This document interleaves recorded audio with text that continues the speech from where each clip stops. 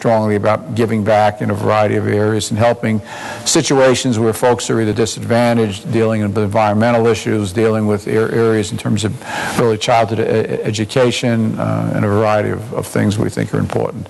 Most of our granting has been in the greater Atlanta area and will continue to be so. Well, I've heard you mention the phrase social responsibility a couple times today, and I tell you, I see that as one of those philosophies and business principles that you and your companies have been known for. So thank you very much. And what a great model it is for us in the business community to really see companies. I think you know, for associates, I used to tell this to our management team, and the opportunities that I had a chance to speak to our associates directly, is that people work 10, 12 hours a day and would make a tremendous amount of commitment. And the burden that I would express to our leaders in our company, and my the company is 150 officers, was that we want to create an environment where this company and all of our companies today, whether it be Falcons, PGA, Guest Ranch, therapy centers, foundation, is worthy of your life. And I don't mean that in a sense of religiously, but people commit an awful lot of time to their work and to those relationships and to making a difference, etc. And so we always wanted to create an environment where people felt it wasn't just about the bottom line. It wasn't about the top line and the bottom line or some manipulation thereof or our balance sheet. Those things would end up being positive and produce the results that our shareholders and investors were looking for and are looking for today. But that we want to be driven by the right behaviors so that all of our associates would feel like this company, this organization, this institution I'm connected to is worthy of my life in terms of my commitment. When I come home and tell my friends, my family, my neighbors, etc., who I work for, the organization I'm connected to, there's a sense of pride, not just in what I'm producing, but the way I'm producing it and what I'm giving back to the community and how I'm doing it, the passion and the compassion and the sincerity that we have for that. So, you know, that's a big part of our philosophy and drives really all of our businesses, making a difference in people's lives in a variety of ways. And if we do that and do it with purpose and do it with vigor and do it with a commitment, that will produce good financial results. And that'll be recycled too. But while we're doing it, we want to make sure when our fans come to the Georgia Dome, have a great experience, we want them to go home with their friends, with their family, with their kids, have a great time. Same thing with our Guest Ranch. When somebody comes to the PGA store, we want them to feel like this is a great social and golf experience at the same time. And at Home Depot, it was all about making people's problems go away and make their dreams come true. And our associates believe that. And when they believed that, they understood there was a higher purpose to what they were doing than just selling stuff. It was never about just selling stuff. It was always about working with people and having them, you know, build their self-confidence so they could do more for themselves. So that's been a core philosophy that's kind of driven all of us in our businesses over the years. Well, we've talked a good bit about your accomplishments, and we can talk for days about that, and they are legendary. We appreciate all you do, but I'm sure in your career you can look back at a few things and say, man, I wish I had a do-over or a mulligan, if you will. What are some of the things that you wish you could have done differently in the past? Well, you know, one was a technical thing, and that was, I think, in '84, Bernie and I acquired, we were a relatively small company then. Otis was a very young man then and following us. And we acquired a group of home improvement center companies that operated 9 stores in 5 markets. And we tried to convert the stores at the same time because we didn't want to give up the volume they were doing, which was about half the volume we were doing in our stores. And that was a mistake because we were kind of like trying to change tires on a car going 60 miles an hour. It was very painful. And we confused our customers about what we were about. I think probably a more recent one that I would say that probably more to do with our values, and I don't mean this in a critical way, though it would sound critical, is that, you know, the experience we went through with Bobby Petrino taught me a lot.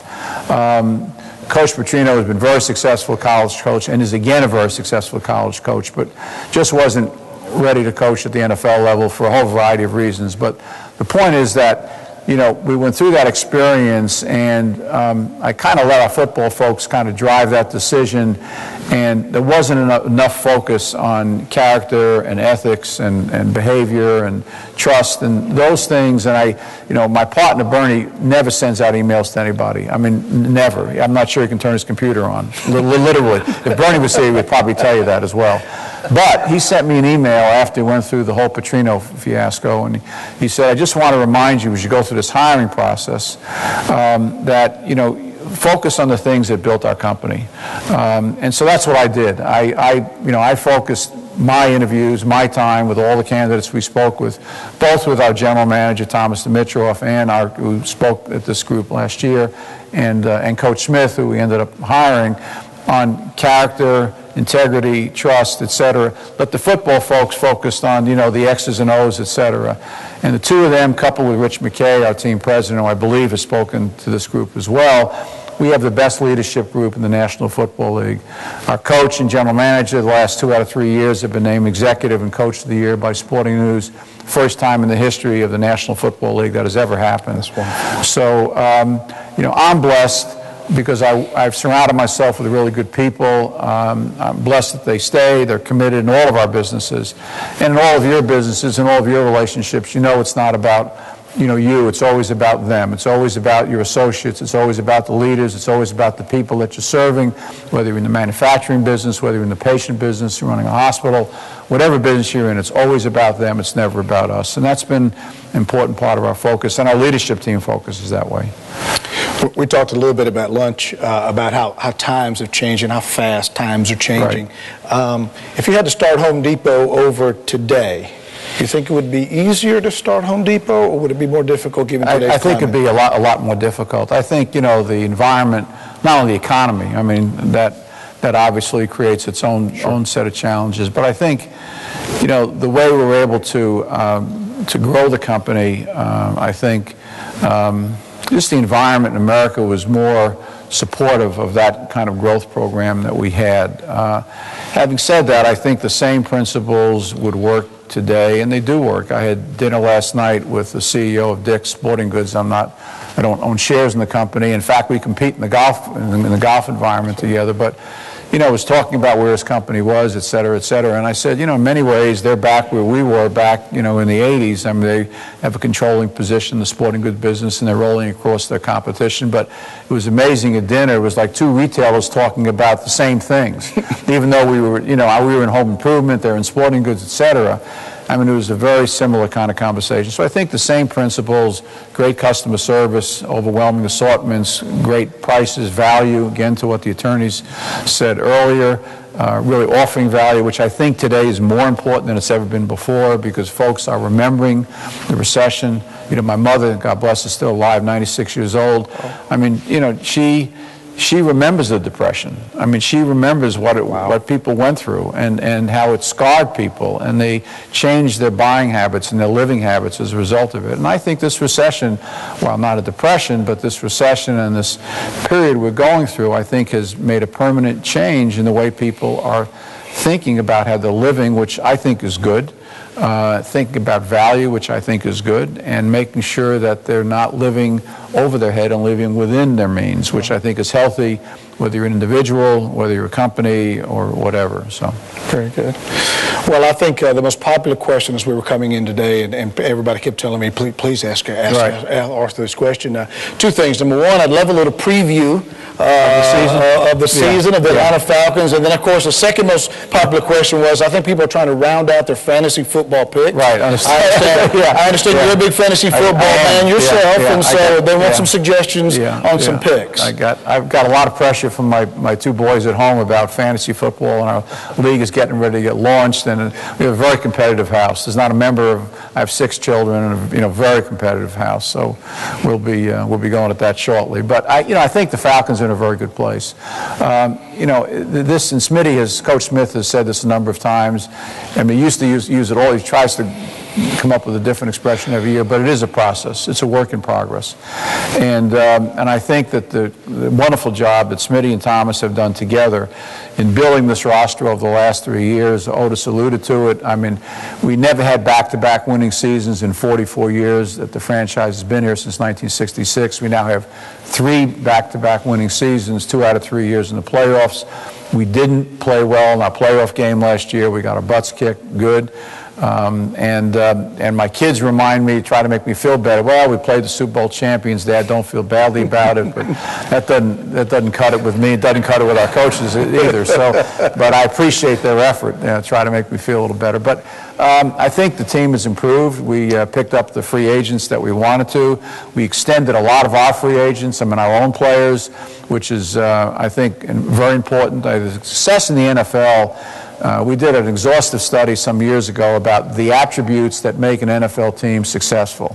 What common characteristics? And while schemes are different and coaches are different, et cetera, philosophies are different, the one thing that they all had in common, for the last 30 years in the NFL, was that they kept consistency at the top. They had a head coach and general manager, usually an owner, but certainly a head coach and general manager that were there for a period of time, that were developing the same scheme over a period of time, that were free agenting players that kind of fit that scheme and developed them, that were drafting players that fit into the profile they were looking for. And so every year the team would continue to build on that, as opposed to looking for some silver bullet kind of solution and then have to rejigger your whole roster and rejigger your coaching schemes and how you're going to play the game, et cetera. And players get better every year when they're in the same positions. You put them in a better position to win. Things become more automatic. They understand what the coaches are saying. They understand what each other is doing on the same line, offensive, defensive, backfield, et cetera. We're blessed having a wonderful leader in Matt Ryan, a great young quarterback, 25 years old, acts, in terms of maturity like he's 55 and not 25. Ended up getting married this last year to his college sweetheart, who was a captain of the Boston College basketball team. Very lovely young woman who works as an administrative assistant, in an office. And so great values, again, giving back and making a difference. So, and he was the player that coordinated all of our off-season programming this year. Made all the phone calls, became coach and player at the same time when we couldn't do that from a team perspective. So like every owner and every fan in America, it's the beauty of the National Football League. I feel good about where we are.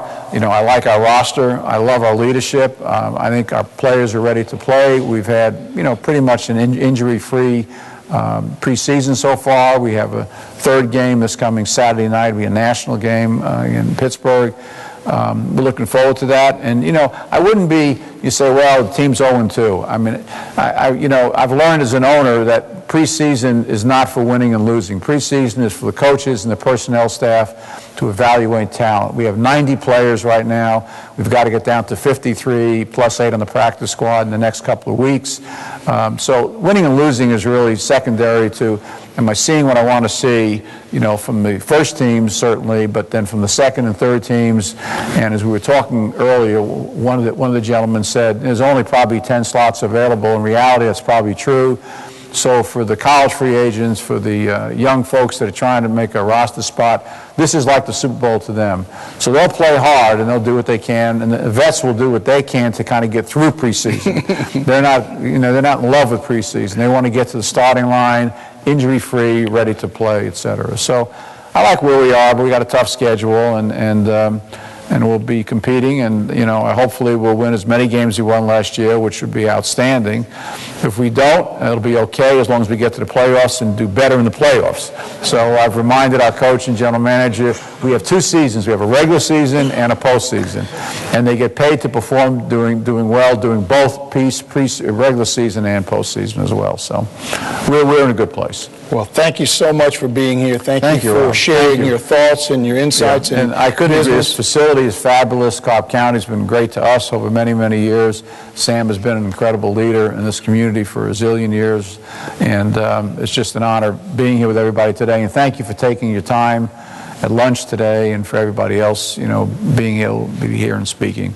So it was great. Thank you very much. One hand for Arthur Blunt.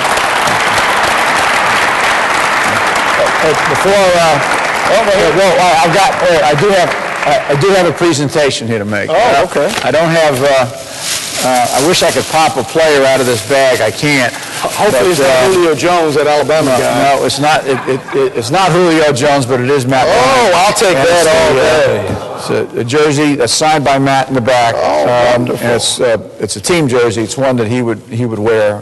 Thank you very much. Joy, thank you, Rob. I appreciate that. Thank you very much. Thank you very much. What an honor. Thank you.